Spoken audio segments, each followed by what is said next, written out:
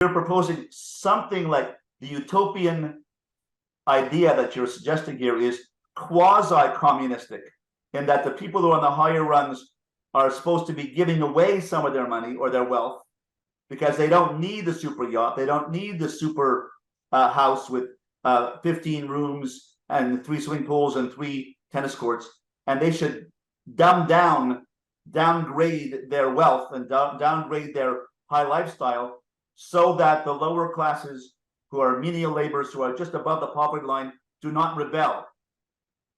Not necessarily. It's not capital. It's not communism. It's capitalism, but the way capitalism was portrayed. It's the capitalism that corporate and political propaganda in the early 2000s and in the late 1990s and the 1980s said that capitalism would be. It's what capitalism should have been, instead of becoming the rat race cash grab that it became. Because the issue right now, I mean, here's a perfect example. Look at the medical system.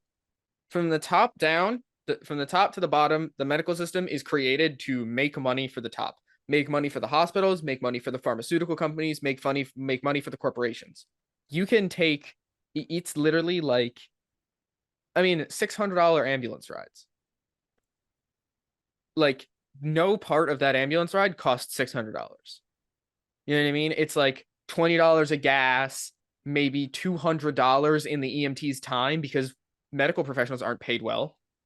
And so it's this inflation of pharmaceuticals and of the healthcare company. And I mean, even insurance. Insurance is literally just to make money for the insurance companies. We have a society that's built to siphon from the bottom to the top. That's the issue. It's the fact that it's not like, oh, we need to switch to communism, we need to switch to socialism.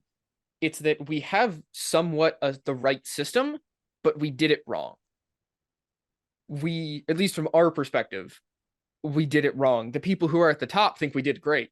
Like, we did a great job. We're making tons of money every day and we don't have to work at all. That's the issue. It's the issue that we have a society. Capitalism was meant to be this thing.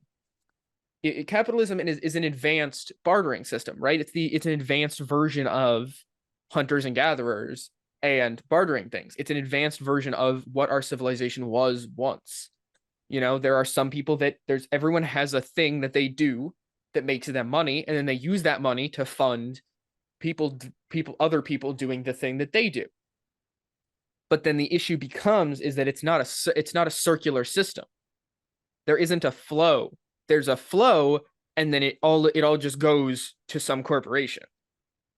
It all just leaves, right? And it's also the same concept of like entrepreneurship, where, oh, if I come up with the right idea, I can be the only person who does that idea and I can make all of the money. Because you know, our society's built in a way that one person can have an idea and then they're the last person that can ever have that idea. I mean, if I wanted to create a smartphone, I would never be able to get it off the ground unless I had some new revolutionary idea. Because if I want to create a smartphone, then there's giants like Apple and Google and Samsung that I then have to compete against. And they have the benefit of billions and trillions of dollars that they've amassed through the flawed capitalism system that they can then use to just ignore any competition. And because of the society that we live in and the flawed version of capitalism we have created, and that there's no way to coexist, because everything leaves the bottom of the pyramid. Everything gets sucked up into the upper levels of society, into the corporations, into the corporate, into the corporate, the governmental, all of that, all of it goes up, you know. Even taxes rarely get fed back into the environment. They get fed into warfare, which then is a whole other side of capitalism that is also flawed.